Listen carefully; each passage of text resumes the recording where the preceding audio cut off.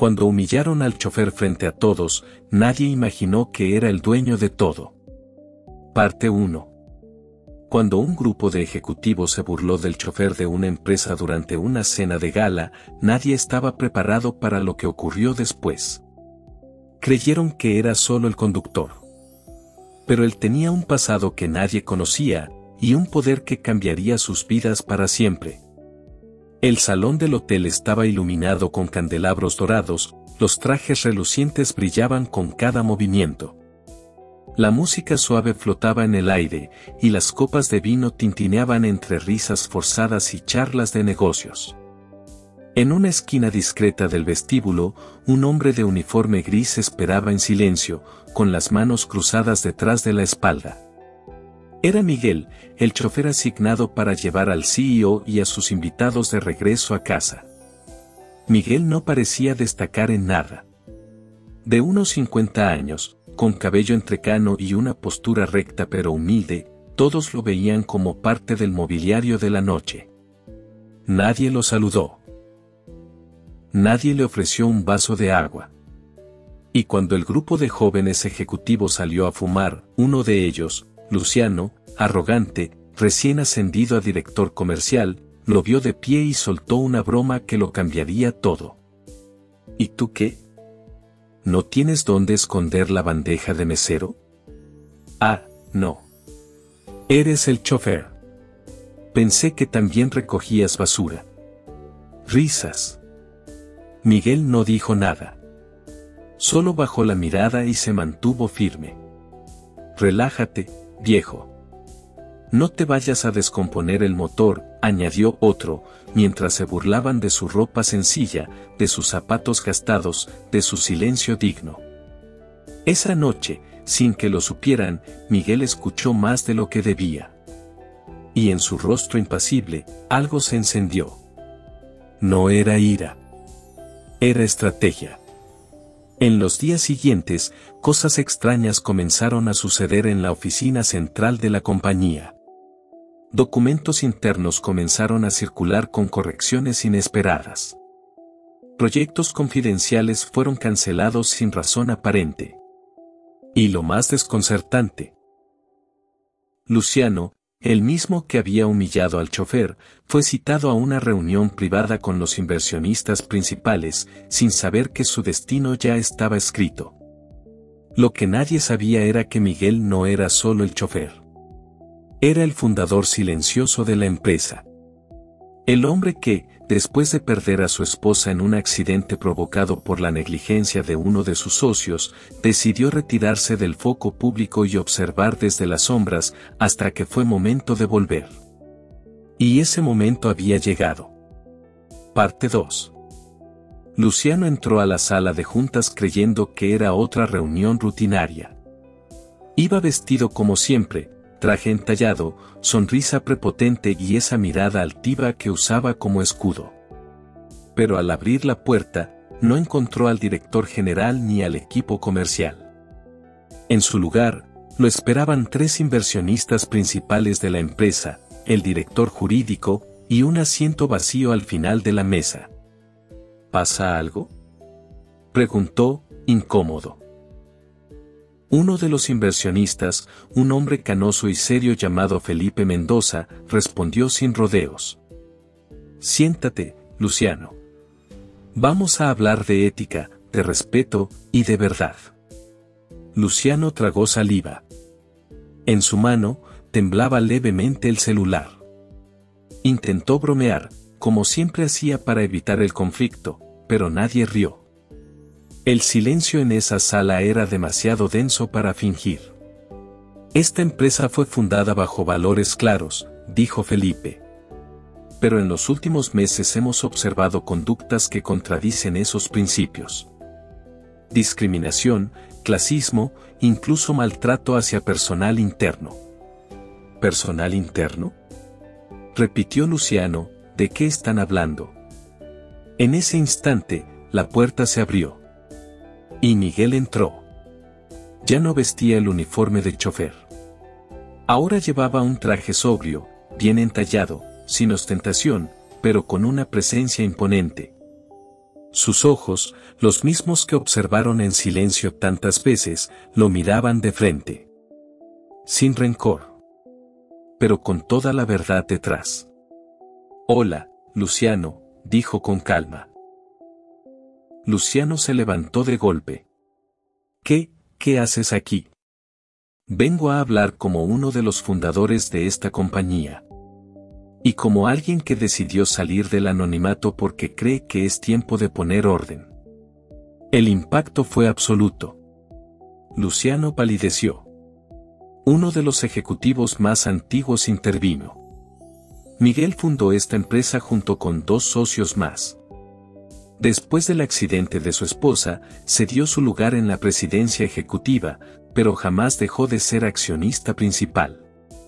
Durante años supervisó todo desde un perfil bajo. Lo conocías como chofer, porque así decidió observar quiénes merecían estar aquí. Y quiénes no. La humillación fue total. Luciano quiso responder, justificar sus palabras, decir que había sido una broma, pero ya no tenía a quién engañar. Las cámaras de seguridad del evento registraron sus palabras. Y sus actos. La decisión ya estaba tomada. A partir de hoy, dijo Miguel, sin levantar la voz, no toleraremos ningún tipo de abuso ni prepotencia. No me interesa tu currículum, Luciano. Me interesa tu corazón. Y ya vimos demasiado. Ese día, no fue solo una despedida. Fue una lección pública. Porque a veces, el que parece invisible, es el que más poder tiene. Pero esa era solo la superficie. Lo que Miguel estaba por enfrentar no era solo un caso de arrogancia. Era algo mucho más oscuro que se había gestado en las entrañas de la empresa que él mismo creó. Un secreto que su esposa, antes de morir, dejó encerrado, en una servilleta doblada con una dirección escrita a mano. Una dirección que cambiaría su vida, otra vez. Parte 3. Miguel salió de aquella sala sin rencores, pero con un peso nuevo en el alma. Durante años había fingido ser alguien más, observando en silencio cómo su empresa crecía, se transformaba y se corrompía. No podía permitir que el legado de su esposa muriera junto con la ética que los había unido. Esa noche, ya en casa, abrió la pequeña caja de madera que guardaba en el fondo del closet. Ahí estaba la servilleta, ligeramente amarillenta, doblada con delicadeza. En ella, la letra suave de su esposa decía: «Si algo me llega a pasar, busca a esta persona. Él tiene la verdad que tú aún no conoces». Abajo, una dirección en la colonia Roma. Y un nombre escrito con tinta deslavada, Ramiro Cárdenas. Miguel se quedó mirando la servilleta como si pudiera arrancar de ella una explicación inmediata. Su esposa había muerto hace 4 años. ¿Qué verdad le estaba ocultando? ¿Qué había detrás de todo aquello? Al día siguiente, condujo él mismo hacia la dirección escrita. Era una casa antigua, con fachada descuidada, en una calle con árboles torcidos y faroles oxidados. Llamó al timbre con cierta timidez. Abrió un hombre mayor, de unos 70 años, con el rostro curtido por la vida y los ojos brillantes de inteligencia. ¿Miguel Álvarez?, preguntó el hombre, como si lo hubiera estado esperando. «Sí, ¿usted es Ramiro? Pasa. Tenemos mucho de qué hablar». Dentro, la casa olía a madera vieja y café recién hecho. Ramiro lo condujo hasta una sala con documentos apilados y fotografías en blanco y negro. En una de ellas, reconoció a su esposa, más joven, abrazando a una mujer que él no conocía. «Ella y yo trabajamos juntos hace años en un programa de auditoría interna», dijo Ramiro. «Pero descubrimos algo que no debía saberse». Miguel frunció el ceño.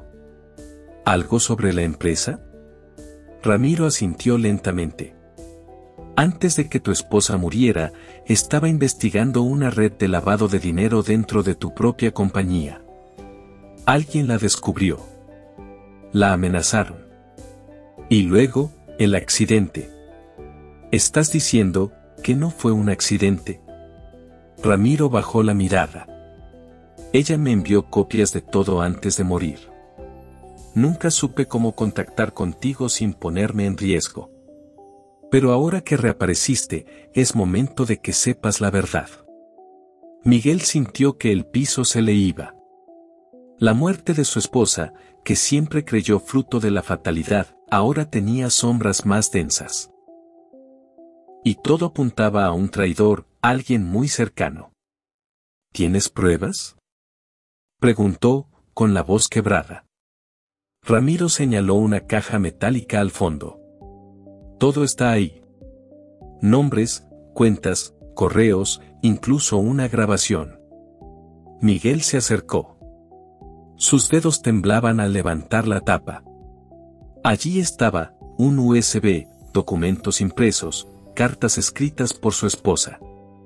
Pero lo que lo detuvo en seco fue la grabación. La escuchó en silencio. Una voz conocida. Muy conocida. Era la voz de su socio más antiguo, el único que aún estaba dentro de la dirección ejecutiva. No podemos dejar que ella lo saque todo. Si se entera Miguel, se nos cae el imperio. Asterisco. El corazón de Miguel se partió en dos. No solo lo habían traicionado, también habían jugado con la memoria de la mujer que más amó. Y ahora, era momento de hacer justicia. Pero lo haría a su manera. Silenciosa. Elegante. Implacable. Y lo primero que haría, sería volver a entrar a su propia empresa. Pero ya no como el chofer. Parte 4.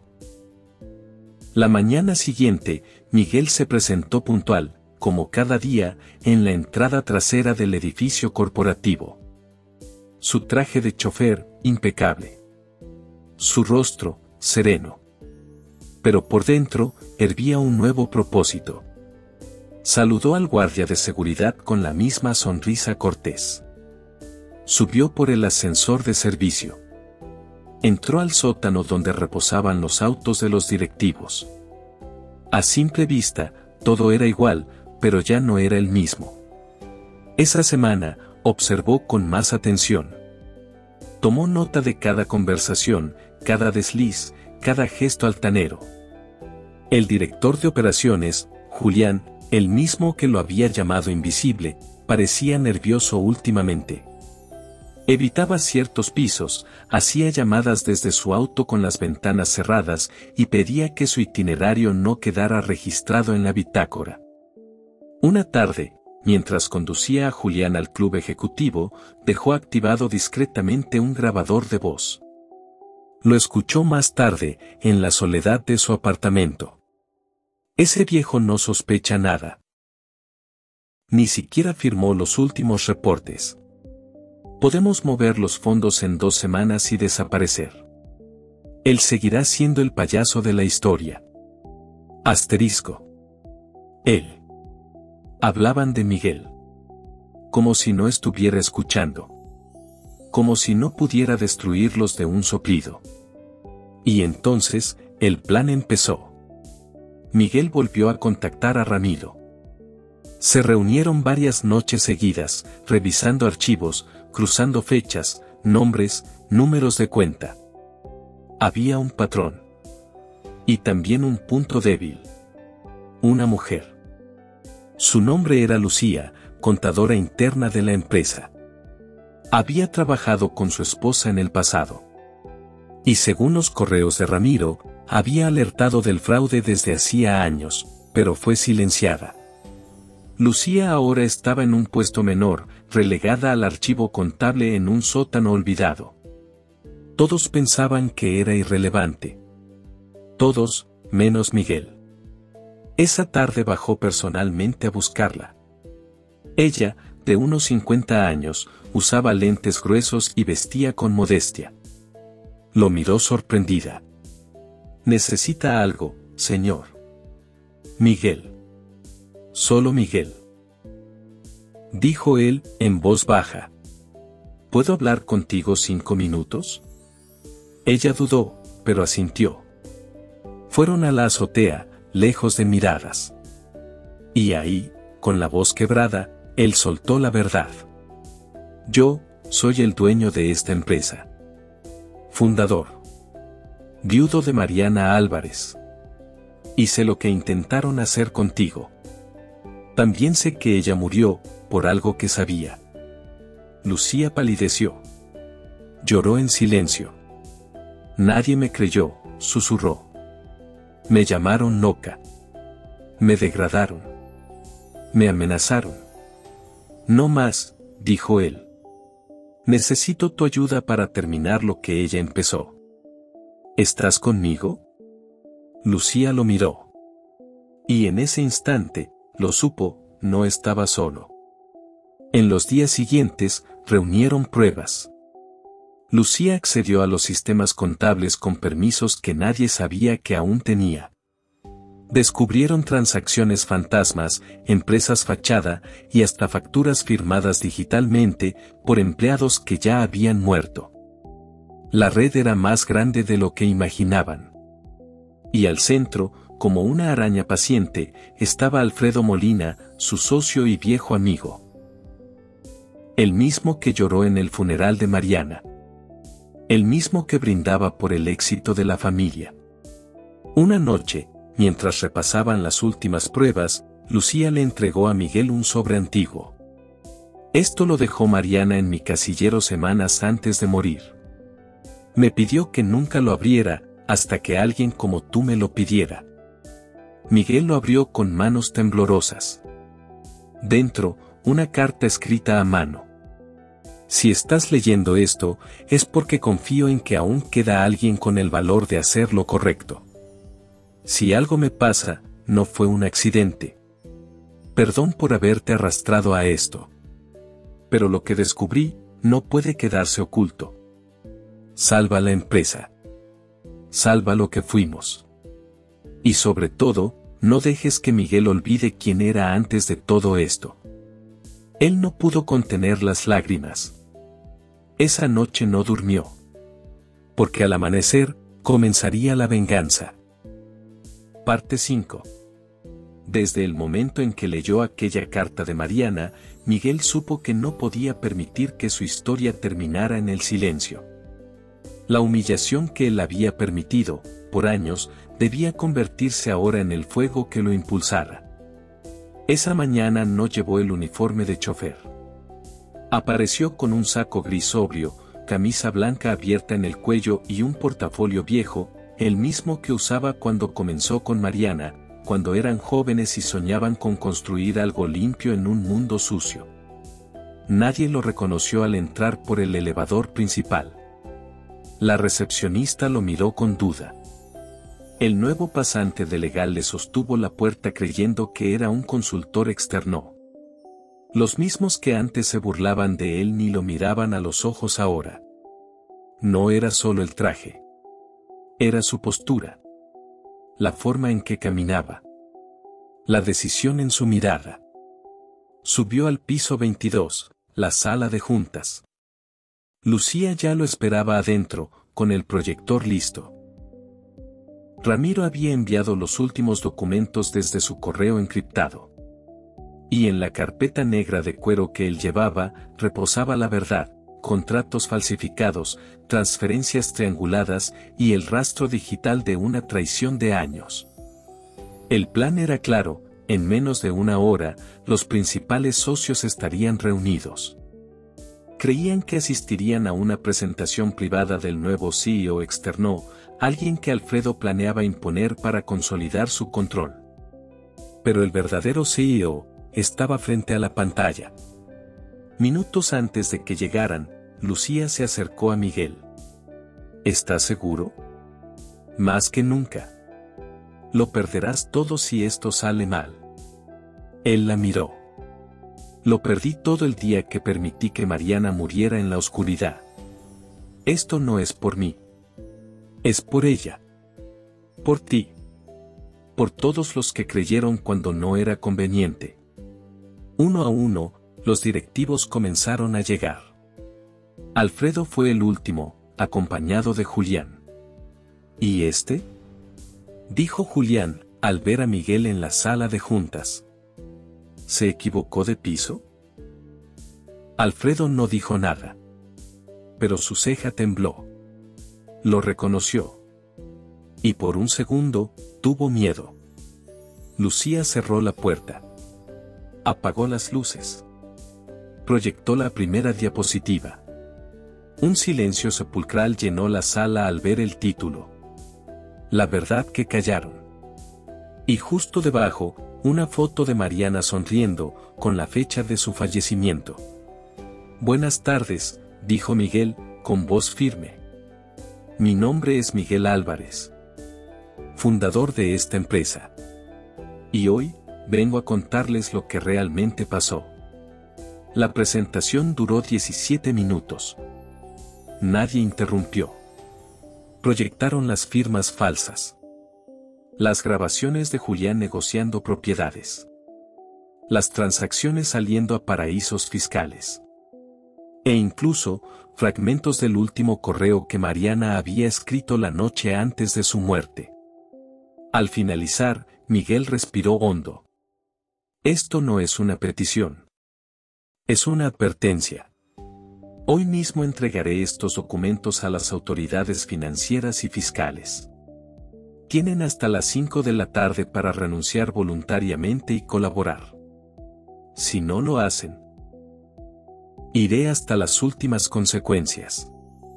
Julián se levantó, furioso. Esto es un montaje. Una farsa. Usted ni siquiera es parte del consejo. Miguel se le acercó, despacio. Sacó del portafolio un documento oficial, firmado por Mariana meses antes de su muerte. Le devolvía el 51% de las acciones, en secreto. Soy más que parte del consejo. Soy el dueño. Y ustedes, ya no son nada aquí. Horas más tarde, la noticia estalló en los medios financieros: fraude millonario en Corporativo Álvarez y Molina. El socio fundador regresa tras años en las sombras. Pero lo que nadie sabía aún, lo que Miguel no había revelado, era lo más importante.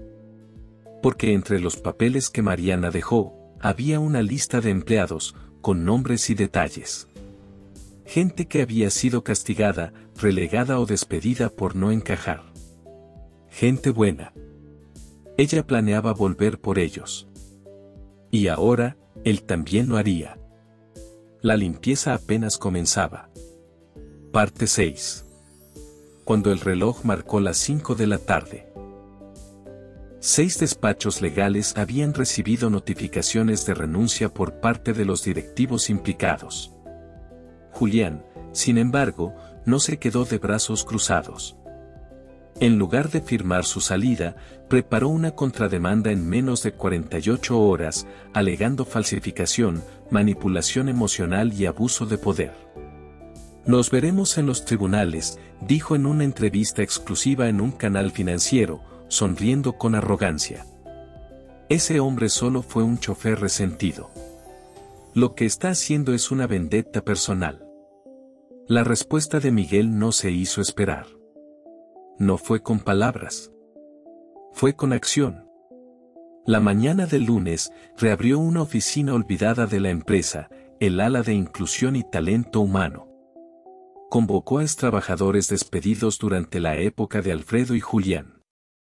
Entre ellos, una recepcionista que había denunciado acoso, un analista brillante con síndrome de Asperger que fue ridiculizado, y un ingeniero que perdió su empleo por faltar una semana para cuidar a su madre moribunda.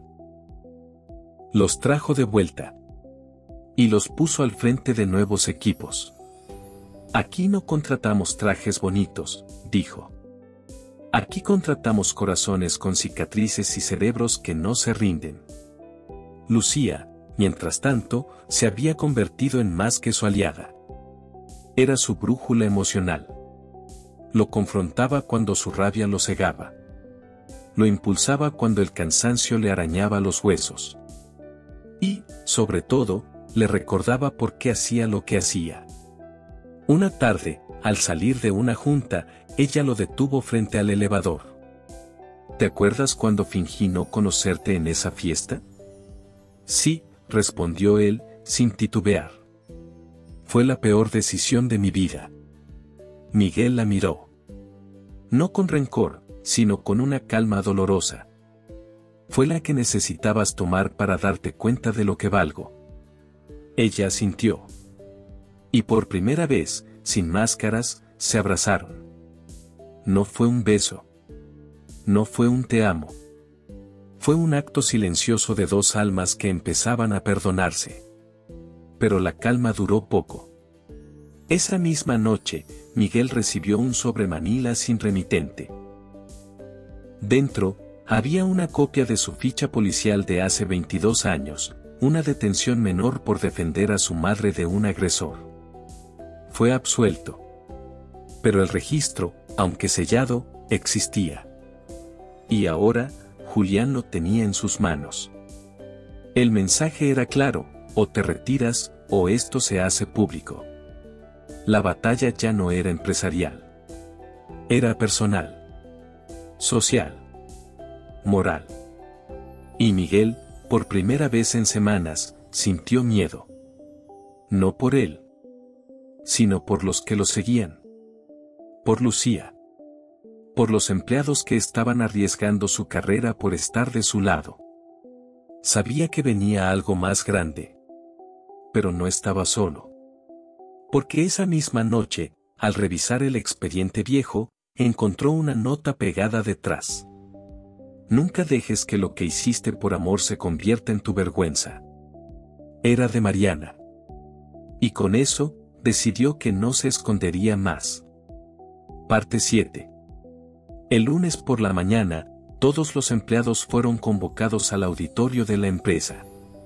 Julián había hecho pública la antigua ficha policial de Miguel. Con un discurso calculado, se posicionó como víctima de una conspiración interna y presentó a Miguel como un farsante con antecedentes violentos, usando frases como: ¿este es el hombre en quien confían? ¿Un exconvicto que se metió en nuestra casa disfrazado de chofer? Hubo murmullos, rostros tensos, y cámaras grabando todo.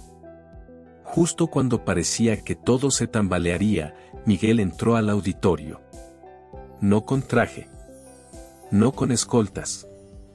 Con la misma ropa sencilla de siempre. Caminó hasta el frente sin decir una palabra, y luego levantó la mano. ¿Puedo hablar?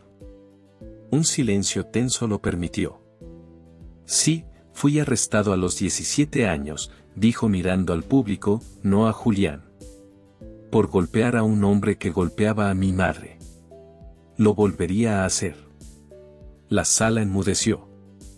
Me crié en un barrio donde los golpes eran más comunes que los abrazos.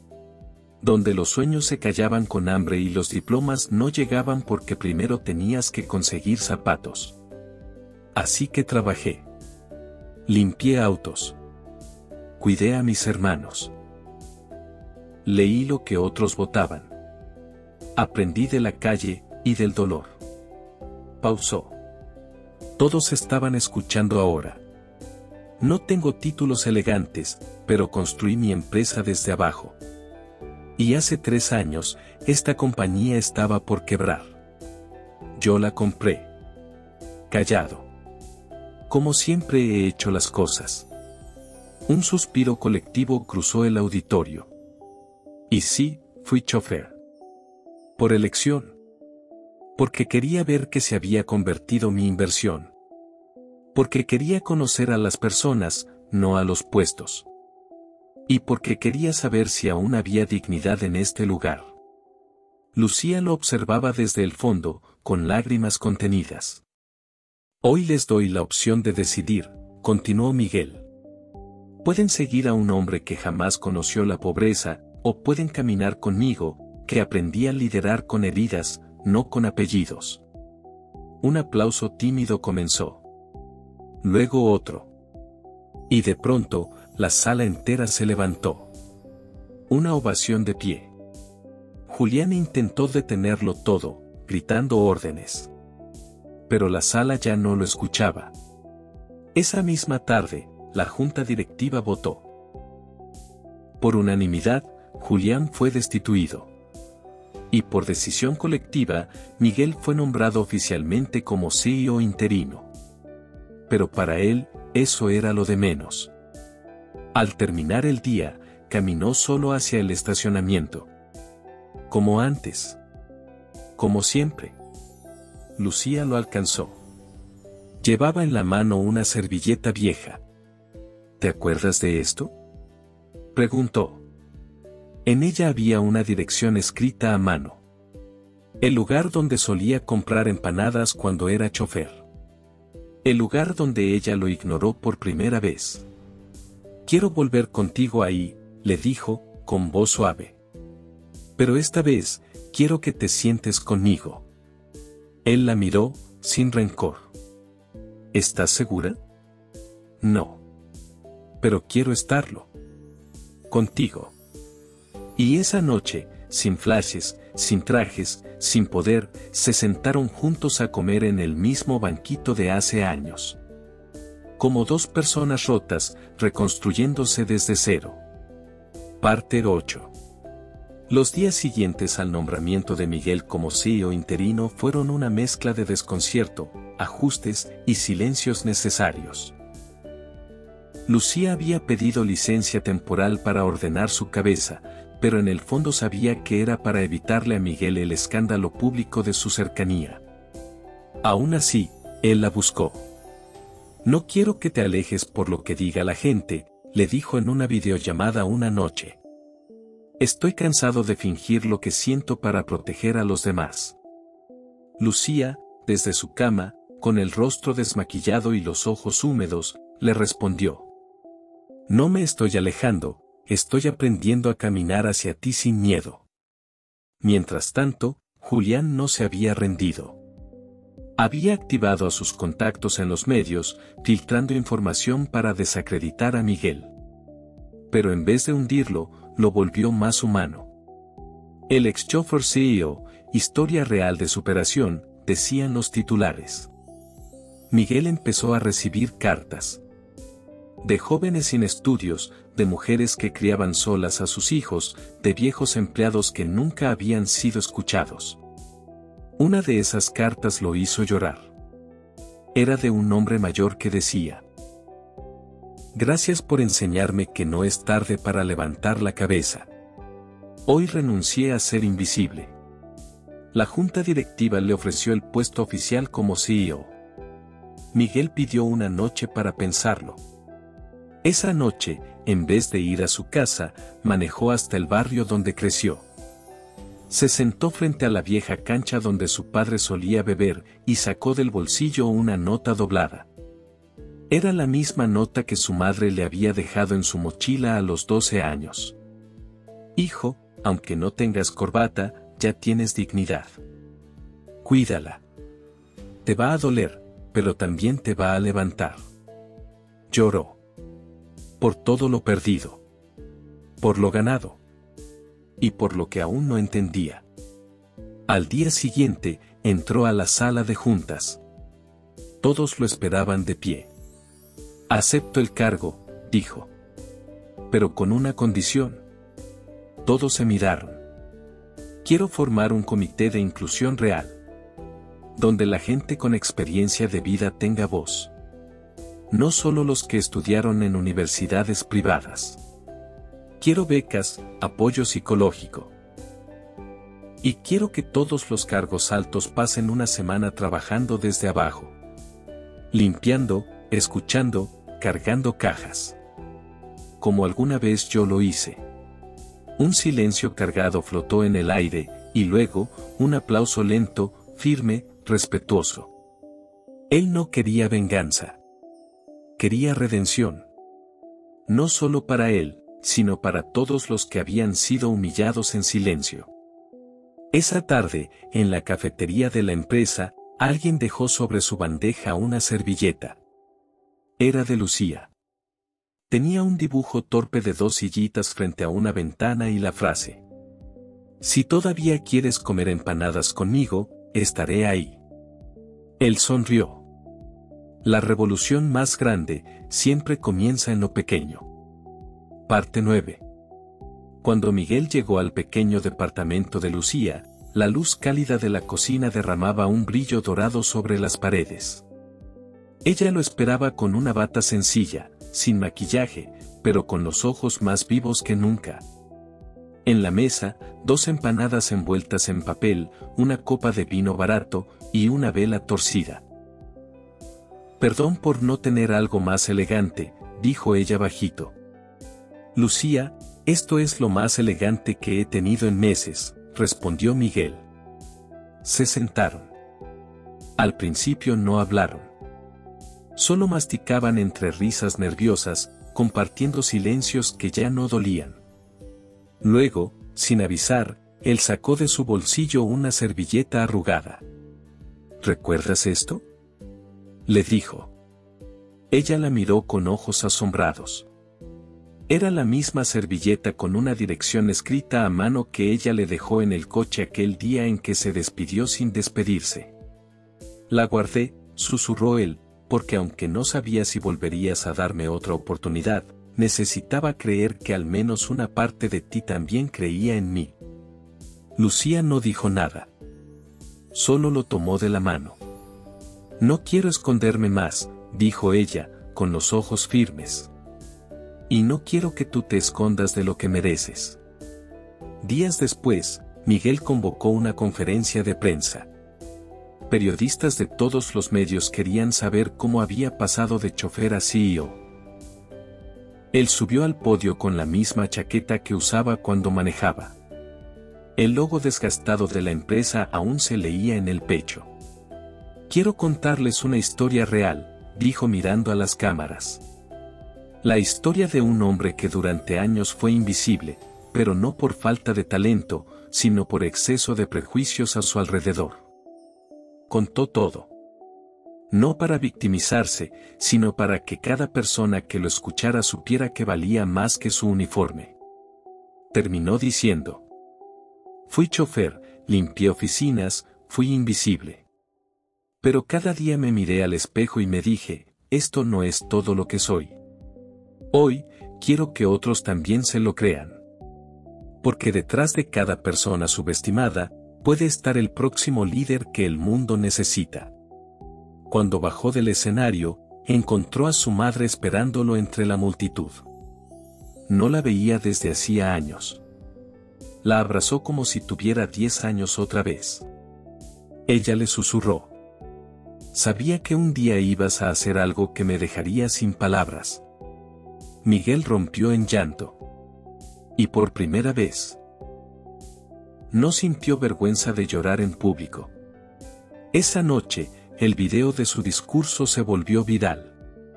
«Te hará llorar», decían los comentarios. Lo humillaron y ahora dirige todo. Una historia que no podrás dejar de escuchar. Esto es lo que el mundo necesita. Y entre miles de mensajes, había uno, sin foto de perfil, que simplemente decía: «Perdón por haber sido uno de los que no te vio». Miguel lo leyó en silencio. Y sonrió. Porque en algún lugar, incluso los que lo ignoraron, estaban empezando a ver. Parte 10. Cuando alguien humilla a quien menos espera, nadie está preparado para el día en que esa persona brille más que todos. Pasaron 3 meses desde aquel discurso. El video había superado los 30 millones de vistas.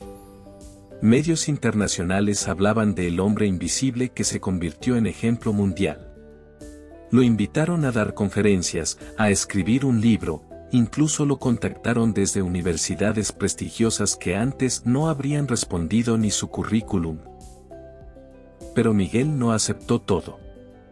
Dijo que no iba a contar una historia si no la estaba viviendo de verdad. Decidió quedarse. En la misma ciudad. En la misma empresa. Pero ahora, como mentor de jóvenes con perfiles que los departamentos de recursos humanos solían descartar. Los visitaba uno por uno.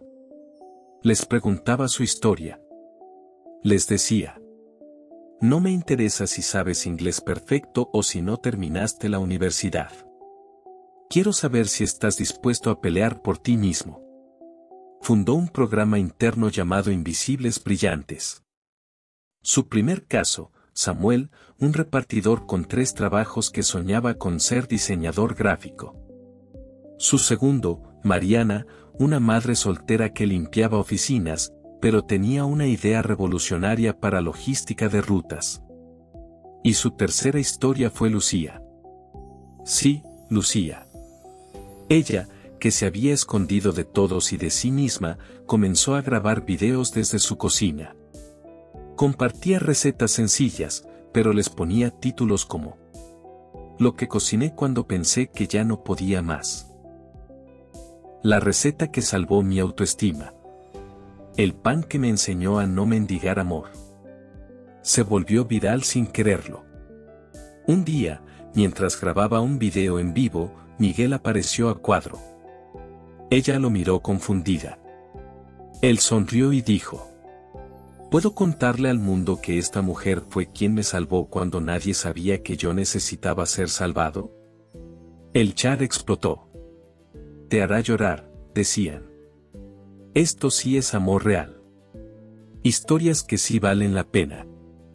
Un año después, inauguraron juntos una cafetería. No una cualquiera. Se llamaba la Mesa de los Invisibles. Cualquiera podía comer ahí. Pero una vez al mes, todos los ingresos se destinaban a becas para personas subestimadas por la vida. En la entrada, había un cartel con una frase que ambos habían escrito a mano. Aquí no importa quién fuiste. Importa quién estás dispuesto a ser. Una noche, Miguel recibió una carta sin remitente. Era de su padre. El mismo que se fue cuando él tenía 7 años. Decía: vi tu historia. Me quedé sin palabras. Lo siento por no haber sido el hombre que necesitabas. Pero tú fuiste el hombre que yo no supe ser. Estoy orgulloso de ti, aunque no me lo merezca. Miguel no supo si llorar o romperla. La dobló, la metió en la chaqueta que siempre usaba y la llevó con él. A todas partes. Última escena. Miguel y Lucía, de espaldas, sentados en la cafetería después del cierre. Miran las mesas vacías. Las luces cálidas. La servilleta enmarcada. La nota doblada en su bolsillo. Y las miradas que ahora ya no son de lástima, sino de respeto. Lucía apoya la cabeza en su hombro. ¿Crees que algún día deje de doler?, susurra. Miguel responde: no. Pero al menos, ahora duele con sentido. Y en el fondo, una campanita de entrada suena. Un nuevo cliente. Una nueva historia. Un nuevo invisible. Listo para brillar.